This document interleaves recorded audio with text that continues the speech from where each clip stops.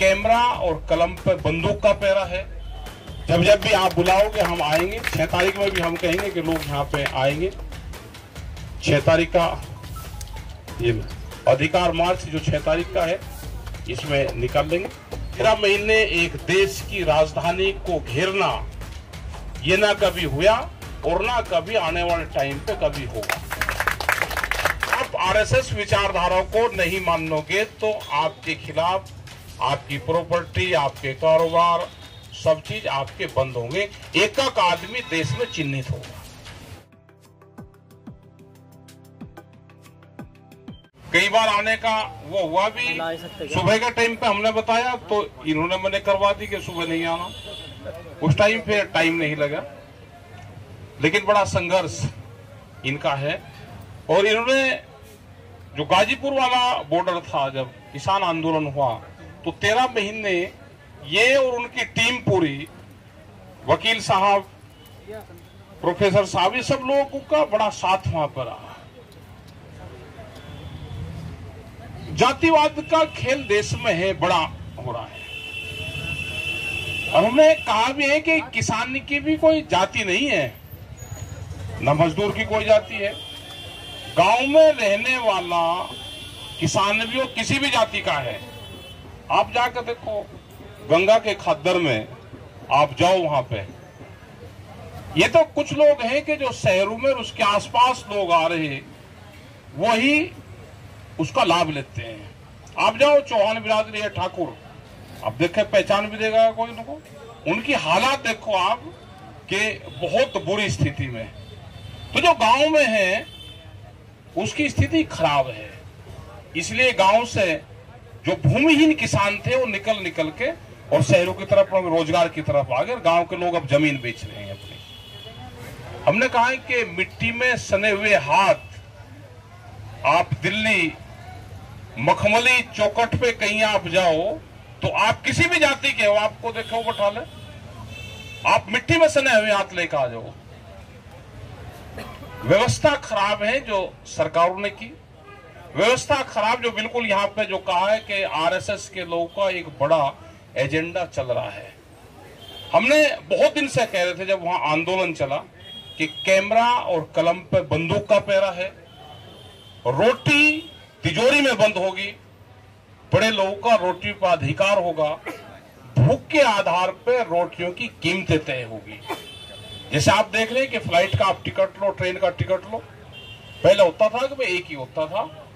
आज आपने ऑनलाइन करा, आपने जब तक उसको क्लिक करोगे जब तक उसके 1000 रुपए बढ़ा देंगे। आप दूसरी लाइन वो चेक करो, उसके बढ़ जाते हैं। आप उसको छोड़ दो, वो घट जाते हैं, पता ही कुछ नहीं है। आपने बुकिंग डाल दी, फिर उसमें सीट दिखाएंगे कौन सी सीट से ये, उसके 300 रुपया फिर ले लेंगे। तो जो पूंजीवाद है ये इतना हावी है कि टेक्नोलॉजी का इस्तेमाल करता है कि आदमी की जरूरत है तो जरूरत के हिसाब से तय होती है कीमतें। यही रोटी पर होगा, क्योंकि अनाज पे बड़े लोगों का कब्जा होने वाला है। बिहार में बता प्रोफेसर साहब ने कि बिहार हम गए, बिहार इसलिए जाना पड़ा कि बिहार में 2006 में मंडी सिस्टम खत्म कर दिया। वहां पे बिहार के लोग आते हैं, 2 ही जगह बिहार के लोग अब जा रहे हैं, या तो वो एजुकेशन में जा रहे और या वो लेबर बन गया है। तो लेबर स्टेट बिहार बन गया है आज। वे वहां के किसान हैं, मजदूर हैं जो अपने गांव में रहकर काम करते थे, लेकिन उन्होंने बिहार को छोड़ दिया। क्या बगैर मंडी के जो 3 कानून थे वो यही तो थे? क्या बगैर प्लेटफार्म के कोई ट्रेन रुक सकती है? बगैर मंडी के कोई किसान कहीं सामान बेच सकता है? तो ये बहुत स्थिति खराब आज देश की है। आने वाले टाइम पे अगर ये सरकार आई तो और ज्यादा स्थिति खराब होगी। 2 ही विचारधारा के लोग बचेंगे। 2 साल का इनका एक एजेंडा तय हुआ है, 4 महीने उसको हो गए। ध्यान से सुन लेना, 4 महीने उसको हो गए, 20 महीने और बाकी है। जो लोग देश में आरएसएस की विचारधारा से सहमत नहीं होंगे उनके खिलाफ गांव के गांव में मुकदमे होंगे। वे अगर कहीं नौकरी में भी होंगे, जैसे डॉक्टर ही हो, उस विचारधारा को नहीं मानोगे तो नौकरी से हटाए जाओगे, आपके ऊपर केस दर्ज होंगे। आप किसी भी जाति के हो, आप आरएसएस विचारधारा को नहीं मानोगे तो आपके खिलाफ आपकी प्रॉपर्टी, आपके कारोबार, सब चीज आपके बंद होंगे। एक आदमी देश में चिन्हित होगा। आरएसएस की शाखाएं स्कूल में लग रही है तो हमारा नॉन पॉलिटिकल संगठन है, हमारे साथ में कोई अगर फोटो भी खिंचवा ले कोई कर्मचारी हो तो उसके खिलाफ कार्रवाई होती है। हम देशद्रोही हैं क्या? किसान और मजदूर आंदोलन चलाने वाले देश में वे देशद्रोह हो गए और संघ की शाखाओं में जाने वाला वो देशभक्त हो गया। संघर्ष ज्यादा होगा और इसका नुकसान किसने ज्यादा किया? जो पॉलिटिकल पार्टियां थी, जिनकी जिम्मेदारी थी कि या तो आप सत्ता में रहो, सत्ता की कुर्सी में बैठो, अगर आप कुर्सी पर नहीं बैठ सकते तो कुर्सी की निगरानी करो, आप सामने बैठो जमीन पे, लेकिन निगरानी करो, कुर्सी की कमी ढूंढो, उसको कहो। उसने कहना छोड़ दिया। देश का विपक्ष कमजोर हुआ तो देश में तानाशाहों का जन्म हुआ। वो वैसे नहीं हुआ, विपक्ष कमजोर हुआ तो देश में तानाशाहों का जन्म हुआ। और हालात ये है कि जहां तक वोट की भी बात है, इनको जनता वोट नहीं दे रही, लेकिन ये तो बीजेपी का हारा हुआ कैंडिडेट जीत का सर्टिफिकेट लेके जाता है, वो कहने वाला कोई है नहीं। उत्तर प्रदेश के चुनाव में क्या हुआ? यही तो हुआ। मुजफ्फरनगर और शामली में 9 सीटें थी, 1 सीट विपक्ष के पास थी और 8 सीट सत्तारूढ़ पार्टी के पास में थी जो आज हैं। अब जब चुनाव हुआ तो 1 सत्तारूढ़ पार्टी पे है और 8 विपक्ष के ऊपर है, क्योंकि वहां डंडा मजबूत था वहां के लोगों का। और पूरे देश में क्या हुआ? जहां जहां चुनाव हुए, वो बिहार लगा लो, आप चुनी हुई सरकार आप मध्य प्रदेश में लगा लो, आप कहीं पे भी लगा लो, उसका क्या करा कि चुनी हुई सरकारों को भी तोड़ देते हैं। ये चुने हुए लोग प्रोफेसर को और इनको सबको तोड़ देते हैं। ये विचारधारा की लड़ाई है, ये लड़ाई आगे बढ़ानी पड़ेगी, लोगों को इकट्ठा होना पड़ेगा। देश में हमने नए नारे इजाद किए हैं, वो नारे जरूर यहाँ पर जरूर लिखे हैं हमारे, और उस पे आया, इन्होंने कहा कि हमारी माटी हमारा देश, हमने कहा कि हमारा खेत हमारा देश, और जय हिंद संविधान। तो नारा हमारे मंच पे जय हिंद संविधान से शुरुआत होती है, लेकिन यहाँ पे भी वो लिखो, नया नारा इजाद किया है कि जय हिंद संविधान, उसमें सब चीज आ जाएगी। जब जय हिंद संविधान का होगा तो जो एडवोकेट हमारे बैठे हैं, जो हमारे जज साहब बैठे हैं, उनको भी ताकत मिलेगी। आज सब चीजों पे कब्जे हो गए, क्योंकि 55 साल की राज्यसभा सबको चाहिए, या तो मखमली रेड कारपेट में एक रास्ता जाता है, दूसरा रास्ता जेल की तरफ जाता है। 5 साल एडवांस पता है सबको कि फैसले क्या आने हैं। 5 साल बाद में ये पार्लियामेंट की तरफ एक रास्ता जाता है, एक तिहाड़ जेल की तरफ जाता है। 5 साल बाद में आप नौकरी कर रहे हो तो कहां आपको जाना है, वो एडवांस चॉइस चल रही है, एडवांस बुकिंग देश में चल रही है। तो एडवांस बुकिंग अगर 55 साल की एडवांस बुकिंग हो जाएगी, रिटायरमेंट होने के बाद में कहां जाना है, अगर बुकिंग अभी से ही चल रही है, तो ये हालात तो होंगे। देश में पॉलिटिकल आदमी, पॉलिटिकल पार्टी इस देश को नहीं बचा सकती। इस देश को बचाएगा आंदोलन। वे किसी भी पार्टी, किसी भी जाति से, किसी से भी हो, वो विचार के साथ में जुड़ेगा तो ये देश बचेगा, नहीं तो देश बचने वाला नहीं है। आंदोलन ही इस देश को बचाएगा। जैसे यहाँ पे आंदोलन चल रहे, इसी तरह के छोटे बड़े आंदोलन चलते रहो। देश में वैचारिक क्रांति दुनिया की सबसे बड़ी क्रांति होती है। हथियारों की क्रांति हम नहीं लड़ सकते, लेकिन विचार की क्रांति लड़ सकते हैं।